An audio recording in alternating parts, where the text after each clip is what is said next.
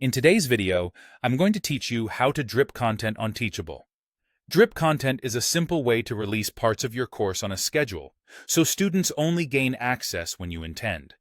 Instead of giving everything at once, you can unlock sections over time, keeping learners focused and guiding their pace. This is especially helpful for cohorts, challenges, or any program where steady progress matters. To set this up, start by opening your Teachable admin. Head to Courses and select the course you want to manage. Once you're in the course, go to the Curriculum area. This is where all your sections live and where you'll control what unlocks and when.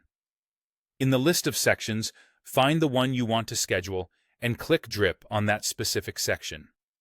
Think of the drip control as the timing dial for that section. You're not changing the content itself, just the moment it becomes available to your students. You'll see two ways to schedule the release.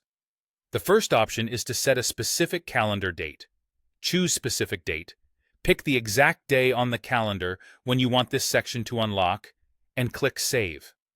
With this method, every student, no matter when they enroll, gets access on that shared date. It's perfect for a course that runs in sessions or launches on a fixed timeline. If you're planning a live start, this keeps everyone synchronized. The second option is to set a delay based on each student's enrollment.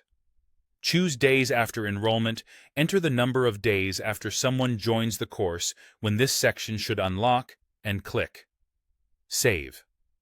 For example, entering 3 means each student will see that section on their third day in the course. This is ideal for evergreen programs where students enroll at different times but should still experience a structured, paced journey. When choosing between the two, ask yourself whether you want your learners to move together or at their own start-based pace. A specific date creates a shared schedule. Days after enrollment personalizes the timing for each student. Either way, the section stays locked until the release, and students will see it only when it's meant to be available. That's all there is to it.